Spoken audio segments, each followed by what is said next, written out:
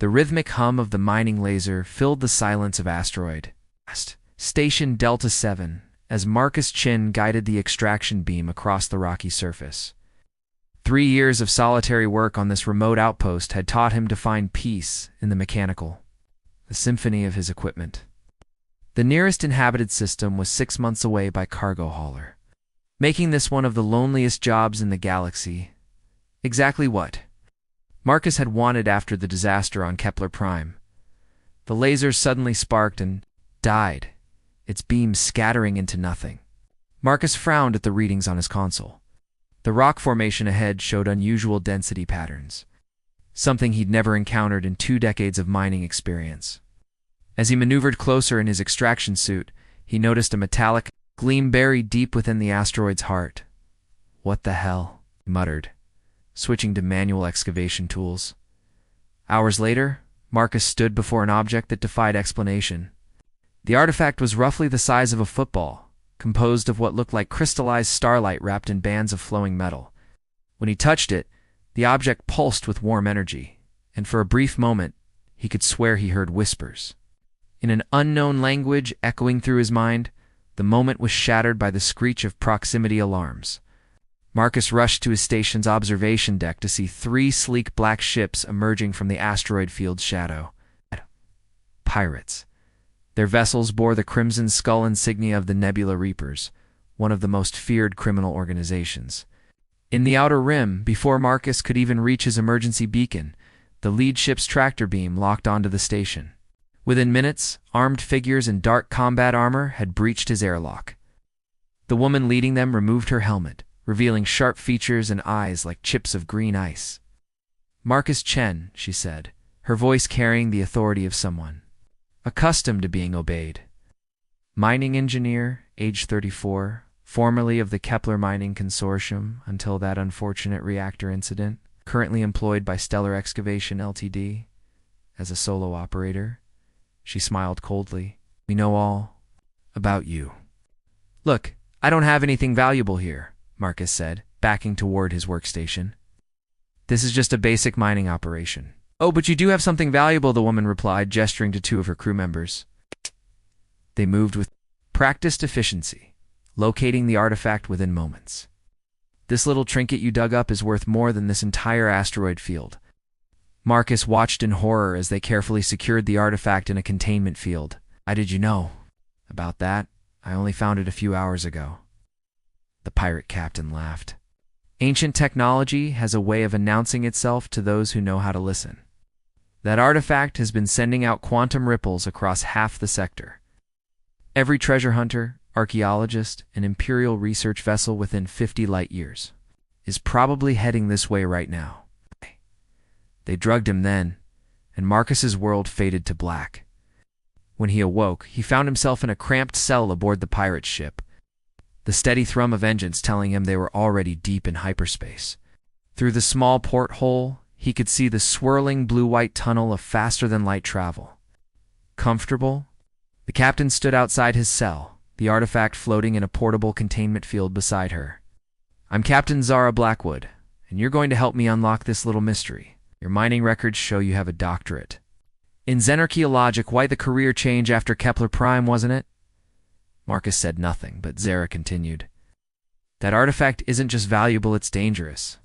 Legend says it's a key to something the ancients left behind, something that could change the balance of power in the galaxy. The question is, are you going to help me willingly, or do I need to be more persuasive?" As the pirate ship hurtled through hyperspace toward an unknown destination, Marcus realized his quiet life of self-imposed exile had just become infinitely more complicated. Captain Zara Blackwood stood on the bridge of the Crimson Tempest, watching the hypnotic swirl of hyperspace through the main viewport. Her fingers traced the scar running from her left temple to her jaw, reminder of the day the Galactic Empire had turned her homeworld of the Sia Prime into a smoking crater. Captain, her first officer, Jex Torvin, approached with obvious concern. "Long-range sensors are picking up Imperial pursuit ships. They're matching our vectors." Zara's jaw tightened. "How many?" 3 heavy cruisers, maybe more behind them. "They must have tracked the artifact's quantum signature before we could mask it." She turned away from the viewport, her emerald eyes hardening with resolve. The artifact sat in its containment field at the center of the bridge, pulsing with ethereal light that seemed to respond to her presence. 5 years of planning, countless raids on Imperial research facilities, and the loss of too many good crew members had led to this moment. "They can try to catch us," she said quietly, "but they don't understand what this artifact really means." Zara made her way to the detention level, her heavy boots echoing in the ship's corridors. The Crimson Tempest wasn't just a pirate vessel, it was a mobile fortress crewed by refugees, rebels, and outcasts who'd lost everything to Imperial expansion. Every person aboard had a reason to hate the Empire, but none more than Zara herself. Marcus looked up as she entered the brig. Despite his situation, there was defiance in his eyes rather than fear. She respected that. "Comfortable accommodations?" she asked, settling into a chair across from his cell. "I've had better. What do you want?" "From me, Captain Blackwood. The truth." She leaned forward. "That artifact you found isn't just some ancient trinket. It's a quantum key, one of 7 created by a race that vanished from the galaxy over 10,000 years ago. According to the legends, when all 7 keys are brought together, they unlock something called the Nexus Vault." Marcus frowned. In this vault. Power. The kind that could level the playing field against an empire that considers entire worlds expendable. Zara's voice carried years of buried pain. 5 years ago, Imperial forces destroyed my homeworld because we refused to surrender our quantum mining rights. 3 billion people died in the orbital bombardment. Men, women, children, all of them gone because the Empire wanted our resources. She stood and began pacing. "I've spent every day since then building a network of resistance fighters, smugglers, and pirates. We've struck back where we could, saved who we could, but it's never been enough. The Empire is too vast, too powerful, until now." "So you're not just a pirate," Marcus realized. "You're a rebel leader. I'm whatever I need to be to protect innocent people from Imperial tyranny." Zara stopped pacing and met his gaze. "Your expertise in xenorchaeology could help us decode the artifact's secrets. In return, I can offer you something the Empire never could. A chance to make a real difference." Marcus was quiet for a long moment. The Kepler Prime incident. You know what really happened there? Imperial safety inspectors falsified reports to speed up production. When the reactor went critical, they blamed you to cover their tracks. 63 workers died because the Empire cut corners. The pain in Marcus's eyes confirmed her research was accurate. "So what makes you think I'd trust anyone with power again?" Before Zara could answer, the ship shuddered violently. "Emergency." Lights bathed the corridor in red, as Jex's voice crackled over the comm system. "Captain to the bridge. Imperial ships have dropped out of hyperspace. They're jamming our FTL drive." Zara cursed and turned back to Marcus. "Looks like we're out of time for philosophy. Those ships out there will kill every person aboard this vessel to get that artifact. The Empire doesn't negotiate. They take what they want and destroy everything else." Another impact shook the ship, stronger this time. In the distance, Zara could hear her crew shouting orders and preparing for battle. "I can't force you to help us," she said, her hand hovering over the cell's release mechanism. "But right now we're the only thing standing between that artifact and an empire that would use it to tighten their grip on the galaxy. Your choice, Marcus Chen? Hide in this cell and hope they show mercy, or help us fight for something better." Ship lurched again, and the lights flickered. Through the hull, they could hear the distinctive whine of Imperial plasma cannons charging for another volley. Marcus looked up at her. Zara saw the moment his fear transformed into determination. "Open the cell," he said. "Let's see what this artifact can really do." Dr. Finn Kowalski hunched over his workstation in the Crimson Tempest's engineering section. His weathered hands flying across holographic displays as he tried to keep the ship's shields operational. Each Imperial plasma blast sent shockwaves through the vessel's hull, and he could feel the strain on every system. "Finn." Captain Blackwood's voice crackled through the comm as she and Marcus burst into engineering. "I need you to look at this artifact. Marcus thinks you might recognize the technology." Finn glanced up, his pale blue eyes widening as he saw the containment field. For a moment, his hands froze over the controls. He knew that signature energy pattern had seen it in classified Imperial research files he'd helped develop before. His conscience finally overcame his loyalty. "Where did you find this?" he whispered, approaching the artifact with reverence and fear. "Asteroid mining operation," Marcus replied. "But that's not important now. Can you help us understand what it does?" The ship shuddered again, more violently than before. Through the engineering bay's viewport, Finn could see the sleek gray hulls of Imperial cruisers closing in, their weapon arrays glowing with deadly intent. "I can do more than that," Finn said quietly. "I helped design the scanning protocols the Empire uses to track these artifacts. This is a Voidkeeper reliquant of the legendary quantum keys." He paused, his voice dropping to barely above a whisper. "They've been searching for these for decades." Zara stepped closer. "You're Imperial?" "Former Imperial." Finn's voice carried years of regret.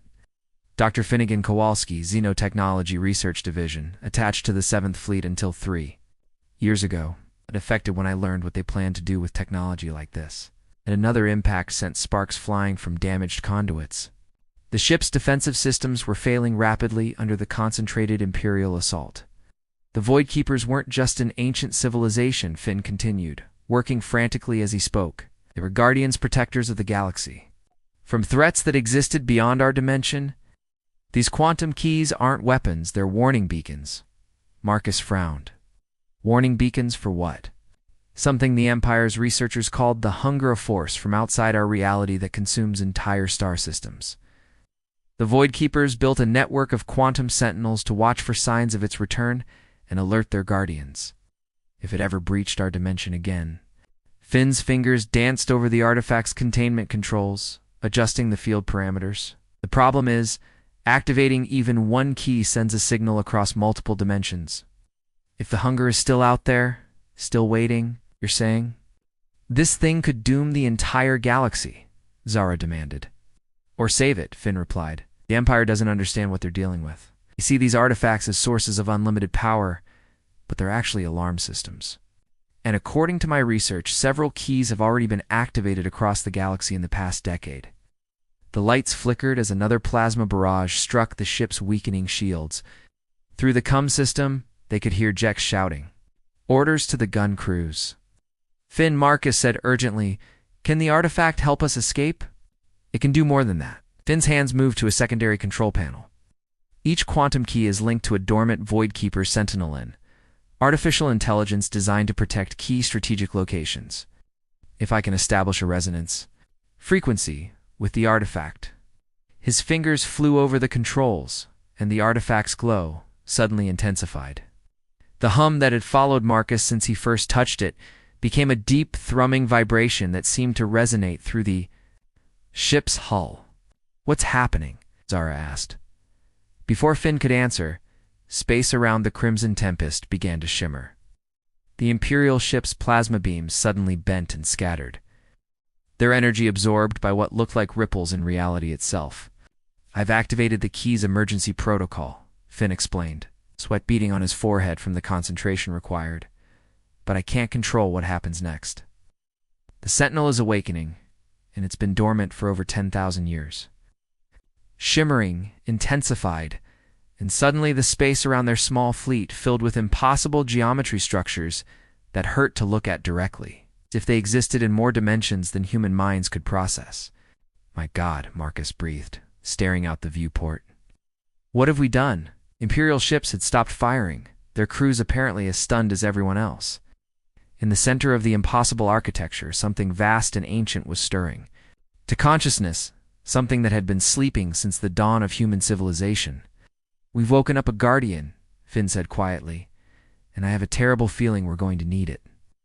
The artifact pulsed brighter, and suddenly a new voice filled their minds. Ancient, powerful, and utterly alien. Who dares to wake the last sentinel of the void? Kes Valorian's consciousness unfolded across dimensions as she emerged from 10 millennia of slumber. The quantum key's resonance had pulled her from the deep sleep of the void sentinels. And the first thing she perceived was the primitive conflict. Playing out in the space around her awakening, such small beings. She thought, yet one carries the key. Her essence coalesced into a form the humans could comprehend, tall, graceful, with skin that seemed to contain the light of distant stars, and eyes like pools of liquid silver. She materialized on the bridge of the Crimson Tempest, her presence causing the ship's instruments to fluctuate wildly. The humans recoiled in fear and wonder, all except the one who had awakened her, the engineer called Finn. He alone seemed to understand the magnitude of what had occurred.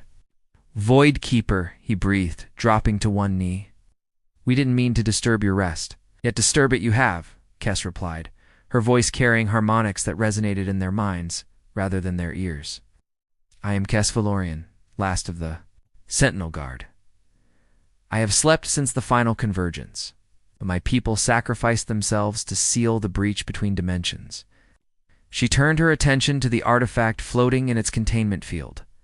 With a gesture, the field dissolved, and the quantum key rose to hover between her palms. Its light intensified, revealing complex geometric patterns that shifted and changed as she examined it. "This key has been activated by desperation," she observed, her silver gaze moving to study each human in turn. The miner who found it, driven by loneliness. The captain who stole it, driven by vengeance. The scientist who awakened it, driven by knowledge. Her eyes settled on Zara.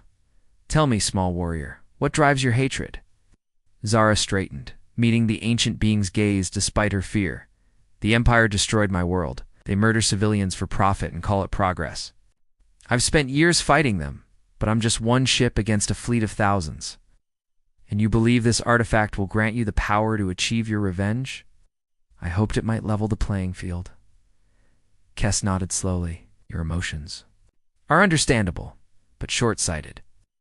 The threat you face from your empire is insignificant compared to what stirs in the galaxy's heart." She gestured, and the bridge's main viewer shifted to show a star map spanning thousands of light years. At its center, a dark region pulsed with malevolent energy. "The hunger wakes," Kess said simply. "It feeds on life, on consciousness, on the very fabric of reality itself. My people held it back for eons, but the barriers are weakening. Already it sends its heralds through the cracked sanities of pure entropy that corrupt everything they touch." Marcus stepped forward, his scientific curiosity overcoming his fear. "The Empire has been excavating ancient sites across the galaxy. Are they unknowingly helping this thing?" "Not unknowingly," Kess replied grimly. "The hunger is subtle. Whispers to those who seek power, promising them dominion over others. Your empire's expansion, its hunger for resources and control, these are not natural ambitions. They are symptoms of corruption spreading through your leaders. The implications hit them all simultaneously." Finn was the first to speak. "The research projects I worked on, we thought we were developing new technologies, but the theoretical frameworks, they all pointed toward destabilizing dimensional barriers. The Empire isn't just tyrannical," Zara realized. "It's being manipulated by something that wants to destroy everything." Kess nodded approvingly. "Understanding is the first step toward resistance, but knowledge alone will not suffice. The quantum keys were designed to awaken my people's final gift, a network of automated defenses that can reinforce the barriers between dimensions. However," she paused, her expression growing troubled, "the network requires 7 keys to fully activate, and I sense that several have already been claimed by the Hunger Servants. Worse, the process of activation will make the network's location known to every corrupted mind in the galaxy. You will face an assault unlike anything your species has ever seen." "Then we're doomed," Marcus said quietly. "Not necessarily." Kess turned to look out the viewport at the Imperial ships which had been frozen in space since her awakening. "Your Empire's fleet is vast, but not all its servants are corrupted. Many fight for what they believe is justice and order, not knowing they serve entropy itself. If we could reveal the truth to them, you want to turn the Empire against itself?" Zara said. "I want to save what can be saved," Kess corrected. "The coming war will span star systems and cost billions of lives. But if we can rally both your rebels and the uncorrupted Imperial forces, We might have a chance to reach the network's activation site before the Hunger's heralds can stop us. She gestured again, and the quantum key floated toward Marcus. Found this artifact because you were meant to. The void calls to those who can make a difference. Will you help me gather the remaining keys and activate humanity's only hope of survival? Marcus hesitated, then reached out and grasped the artifact. The moment his fingers touched it, visions flashed through his mind. Other keys scattered across distant worlds. Ancient guardians stirring to life, and a growing darkness that threatened to consume everything he had ever known. What about them? He asked, nodding toward the Imperial ships. Kes smiled, an expression both beautiful and terrible. Leave that to me. It's time their admiral learned the truth about what he really serves. Admiral Thornvex stood rigid on the bridge of the Imperial dreadnought Sovereign's Will, his weathered face betraying none of the confusion that churned within him. 30 years of loyal service to the Galactic Empire had not prepared him for this moment. Watching alien technology beyond comprehension manifest in the space around his fleet. The entity calling itself Kesvalorian had materialized on his bridge without triggering a single security system, passing through his ship's shields and armor as if they didn't exist.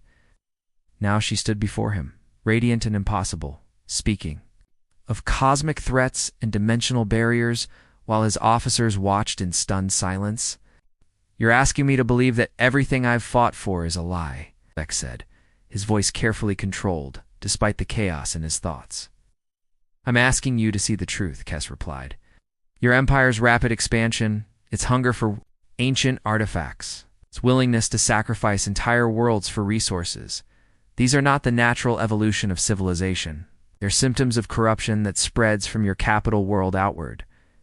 She gestured, and holographic images filled the Brig Imperial research facilities, archaeological sites and laboratories where scientists worked with technologies that hurt to look at directly.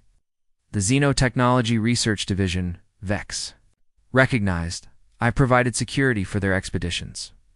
Each expedition brings your people closer to weakening the barriers that protect this dimension from the hunger. Your leaders believe they are unlocking the secrets of power, but they are actually preparing a feast for entities that exist to devour consciousness itself. Admiral Vex's strategic mind processed this information with growing horror. The expedition, reports he'd filed, the strange artifacts his forces had recovered, the increasing number of personnel who returned from assignments, changed. Officers who had served with distinction suddenly became ruthlessly ambitious. Scientists who had once pursued knowledge for its own sake began focusing solely on weapons research. The corruption isn't limited to the research division, he realized. It's spreading through the entire command structure, as Kes confirmed. And soon it will reach a critical threshold. When that happens, your empire will become a tool for opening permanent breaches between dimensions. The hunger will pour through in numbers that will overwhelm any remaining resistance.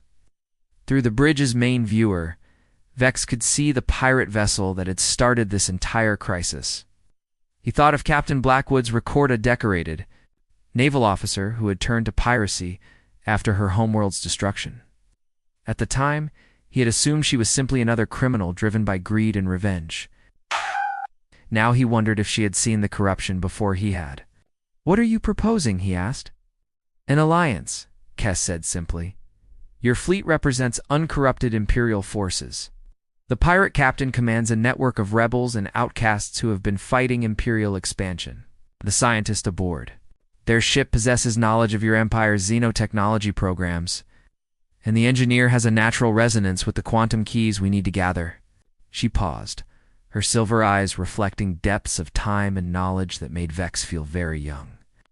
Separately, you will all fall to the coming storm. Together, you might have a chance to reach the Nexus Vault before the Hunger's heralds can stop you. Vex looked around his bridge at officers he had served with for years. Lieutenant Commander Sarah Kim, his tactical officer, who had lost her family in a terrorist attack that he now suspected might have been an Imperial cover-up.